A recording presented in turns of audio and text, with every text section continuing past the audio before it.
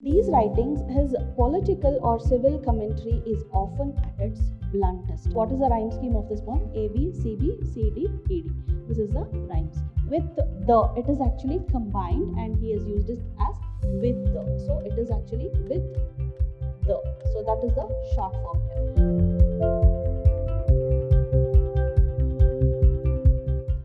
Hello everyone, I am Dr. Shalini, Professor of English, Vidhyaashram First Grade College, the Temple of Excellence, MYSURU.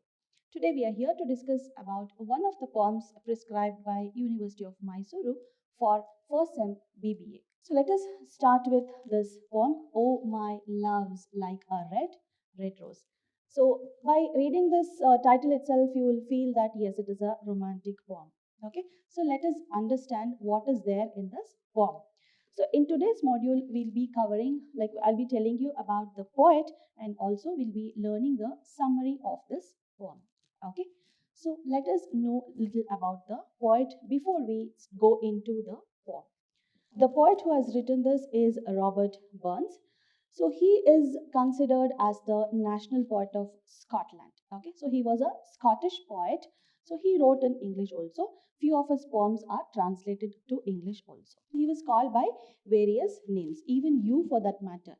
You might be called by various names by your relatives, isn't it? So similarly, he was widely accepted by the people and he was actually loved for the poems which he wrote and the romanticism that he expressed in his poems. Okay, so that's the reason he was called by various other names. Okay, so he is regarded as the national poet of Scotland. Okay, so he was a Scottish poet and he is considered as the national poet of that country. He wrote more in light Scot dialect. So there are various languages that are spoken in Scotland. Okay, so he used light Scot dialect, means he was not writing completely in that Scotland literary language only. Like in all the languages, you have this literary kind of speaking, right? Even in Kannada, you have the literary language is different, the spoken language is different. So similarly, he also used this Scot dialect. Okay, so not completely the Scottish language, he used light dialect of it. Okay, so what you read in books is different from what you read in his poems. Okay, so completely that literary form was not used, the bookish language was not used. Instead, he used it in a light, few bookish words were used, but few lines that were used were actually the way they used to speak Scottish language. Okay, so that is why it is called as light Scot dialect. Okay, so it was one of the dialects. Okay, so little variation in the language. Okay, so that was there. You can see various types of Kannada when you travel around Karnataka, isn't it? Even in Hindi, there are many ways in which people speak Hindi. Okay, when you go to Mangalore, it's a different type of Kannada. When you go to Gulbarga, it's a different type of Kannada. That's what, when you come to Madikeri side or the south part of it, it is completely different kind of Kannada. So dialects are different, but language is the same. So similarly, Scottish language was the same, but the dialect was different. The way people spoke was different. So like that only, he also followed one of the dialects. Okay, in his poems. He also wrote in standard English. So why do we use this word standard English? So the words which he used were very heavy. Okay, the poems that he wrote in English, the words that he used was very heavy. Okay, it was too bookish. Okay, and in these writings, his political or civil commentary is often at its bluntest. Okay, first of all, when you talk about being blunt, okay, that is nothing but the sarcasm or the satire, or you can say it is on the face. He gives commentary on the face. So even in his poems, he did the same thing. Okay. So the political or maybe the civil commentary means the way the politics that used to go, that were carried over in the country. So that was, he spoke about that. Okay. So the politics he spoke about, then the civil movements he spoke about. So all these were the most common themes of his poems. Okay. Romanticism, politics, civil movements, various other commentary he used to do in his poems. Okay, so this is little different. So this poem is little different. It doesn't have any political interference in this poem. Okay, so this was all about Robert Burns. Okay, so he is considered one of the greatest poets of Scotland, and he is regarded one of the greatest poets of English literature. Okay, so now let us just go through the text of the poem. I'll have a quick reading of this text. I'm going to read the whole poem first, then we'll go stanza by stanza. Okay. Oh, my love's like a red rose. So you need not have to get confused by what is this. Okay. Like as I've already told, his dialect is different. Okay. So whenever we go through these poems, right, we need not have to consider about the spellings. Okay. Even the Shakespeare in English or maybe many other poems which we have already learned till date. Okay, so there are various spellings that are used here. Okay, so here also, oh my love. So this you can consider it as love only. Okay, oh my love's like a red rose. So you can observe that there is a repetition of this word red. Okay, so let us go through the whole poem first, then I'll come back to this. That's newly sprung in June. Oh, my love's like the melody that's sweetly played in tune. So fair art thou, my bonny lass. So here you can see art, it is a old English. We have already come across this word, isn't it? It is are. Okay, are you, thou is you. Okay, my bonny lass. So he's talking about his girl. Okay, he's referring to a girl there. So deep in love am I, and I will love thee still. This also means you. Okay, I'll love you still, my dear, till the seas gang dry. So, gang dry, the seas go dry. Okay, so that is it. Then, till these, so this is just for the poem effect he has used this, just for the rhythmic effect he has used this type of usage. Okay, till the seas gang dry, my dear. Okay, and the rocks melt with the sun. So here you can see there is apostrophe. So I'll come back to this later. We'll just go through the poem once. I will love thee still, my dear, while the sands on life shall run. And fare thee wheel, my only love. Wheel can be considered as will. Okay. And fare thee wheel a while. And I will come again, my love, though it were 10,000 miles. So this is the total poem. This is the complete poem. Okay, there are rhyming words. Okay, rose, there is nothing to rhyme there. June and tune, they rhyme. Okay, so melody doesn't rhyme with anything. So you can give it as A, B, C, B.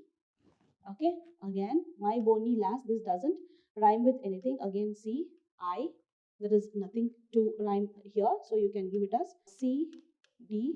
Again, last doesn't rhyme with this. So you can give it as another letter only, E. So there is no particular rhyme. I and dry, it rhymes. So you can give it as D. Okay, C, D, E, D. Okay, A, B, C, B, C, D, E, D. So this way it rhymes. Okay, so the second and the fourth line rhyme. Okay, so this way is the rhyme scheme. So what is the rhyme scheme of this poem? A, B, C, B, C, D, E, D. This is the rhyme scheme. Okay, so now let us go to the first stanza. Okay, so the first stanza says, oh my love's like a red rose. I already told you about this. Okay, then since he gives importance to this love, this is a romantic poem, he has used the uppercase letter over here for L.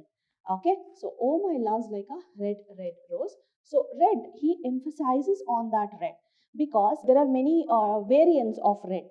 Okay, but he considers red rose only. Okay, he considers the red that the rose has, and also whatever red is there, all that is considered to be the one that relates to love, to his love. Okay, so oh my love's like a red rose. Red he emphasizes in order to show the red color of love. Okay, so that's newly sprung in June. Sprung, the past tense of spring is sprung. Okay, spring here is used as a verb. Okay, spring is the verb here. Okay, spring is to sprout newly. Okay, spring, the past tense, the past form of spring is sprung. Okay, so here sprung in June. So this love has started newly in the month of June. Oh my love's like the melody. Okay, so he considers his love as melody also. What and all he compares his love to.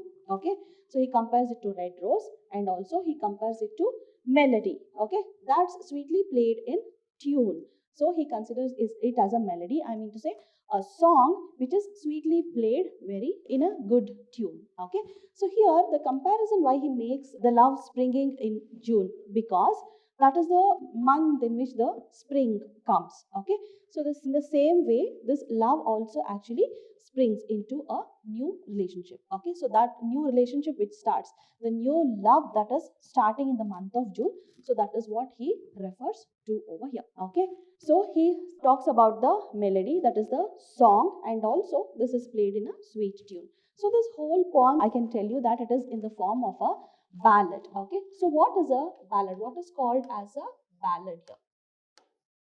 So here, ballad actually means a poem that can be sung in the form of a song.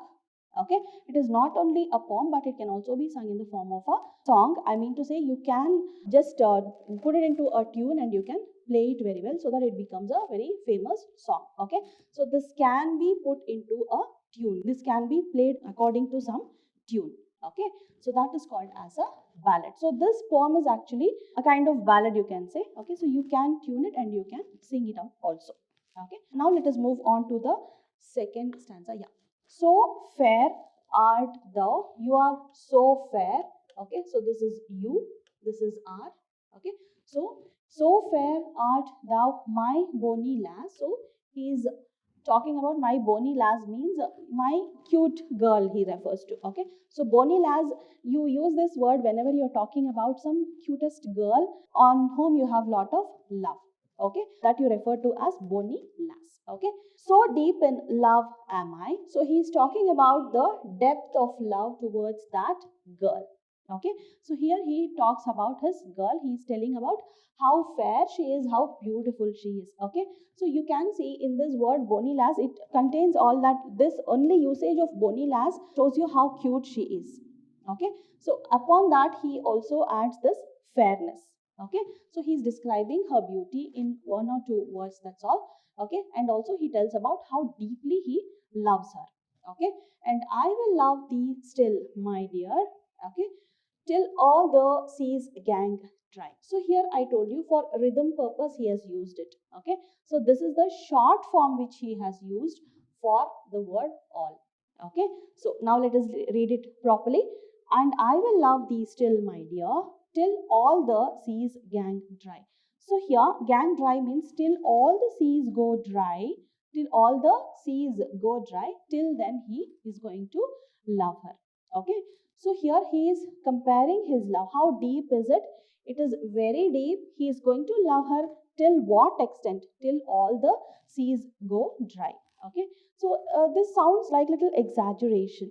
Okay, so this sounds very exaggerated, nobody can love so much, but he wants to express his deepest love to her. That's the reason he has used these words. Okay, so till all the seas go dry, he is going to love her. Okay, so that is what he tells over here. Till all the seas gang dry. Okay, gang dry, completely dry. Okay, so till then he is going to love her. Okay, so now let us now go to the next stanza, that is stanza 3. Till all the seas, again you can see the short form, till all the seas gang dry, my dear, and the rocks melt with the sun. So you can see with the, it is actually combined and he has used it as with the. So it is actually with the. So that is the short form here.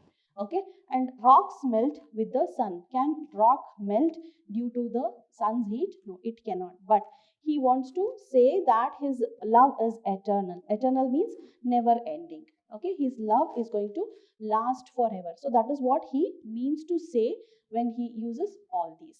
Okay, so and the rocks melt with the sun.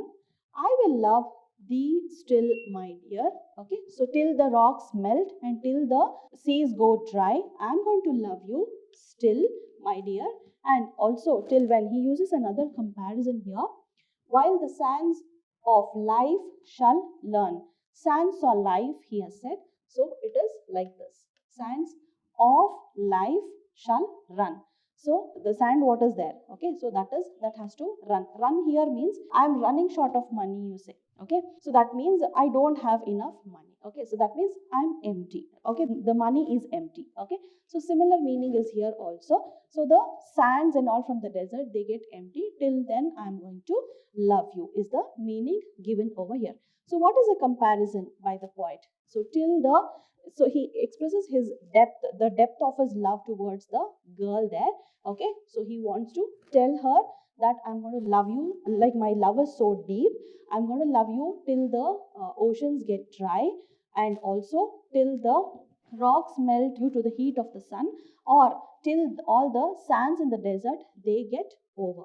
So till then I'm going to love you is what the poet tells her. Okay, so then in stanza 4 we can see, and fare thee wheel. Okay, wheel only for poetic purpose he has used, and fare thee will.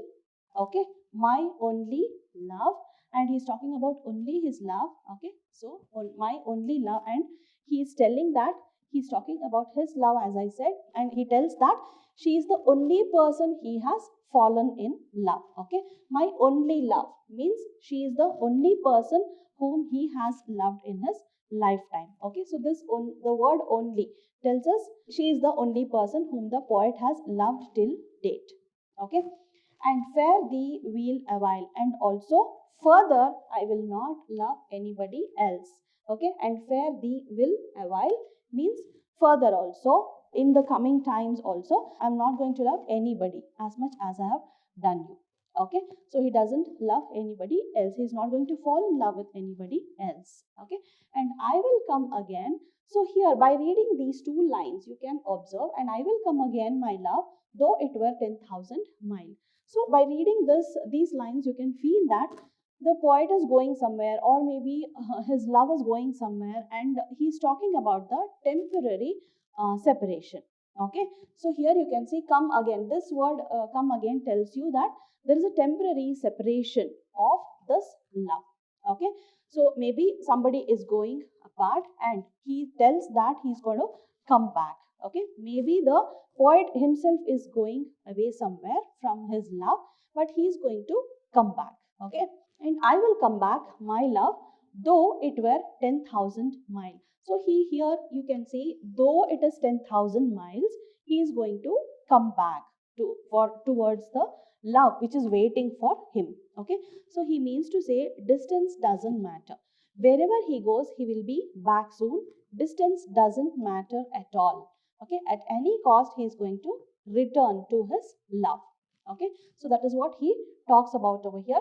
Wherever he goes, he is going to come back, because she is the only person he has loved till date. Okay, so she is the one who is going to be loved in the coming times also. So this is what the poet tells in this poem. Okay, you could see in the first stanza, you just could see that there was a comparison, like he compares his love to the red rose. Okay, my love's like a red rose. Okay, so he uses this word like. Okay, and also he compares it to the red rose. Okay, so like when you use this word like, it is nothing but the figure of speech that is used over here is simile. Okay, so the figure of speech used is simile over here. Okay, similarly, there is a comparison between one and the other one. He is going to compare his love to the red rose. Okay, so again he emphasizes that is a repetition. Okay, repetition also he uses, that is also a figure of speech, that is also a poetic device. So he uses this repetition in order to create that romantic feel in the readers. Okay, so there are two figures of speech that I use. One is the repetition, the other one is simile. Okay, so this is the comparison. So whenever you come across this word like, okay, so that is nothing but simile. Okay, other way where you can use simile is as adjective, as you can say. Okay, so that also is called as simile, but in this one we have not come across such a usage. Okay, so like as clever as an owl. So this way you use it in order to compare it. Okay, so that is also called as simile, but in this poem we have the poet has used only like. Okay, so that is the only figure of speech you can consider. Okay, so this was all about the poem written by Robert Burns. Okay, so hope this session was interesting and it was useful to you. Let us meet again in another more interesting session. We'll take up another prose part of it, and I'll just come back to you. Okay, so till we meet again, keep learning. More importantly, please stay safe. Take care. See you soon. Bye bye.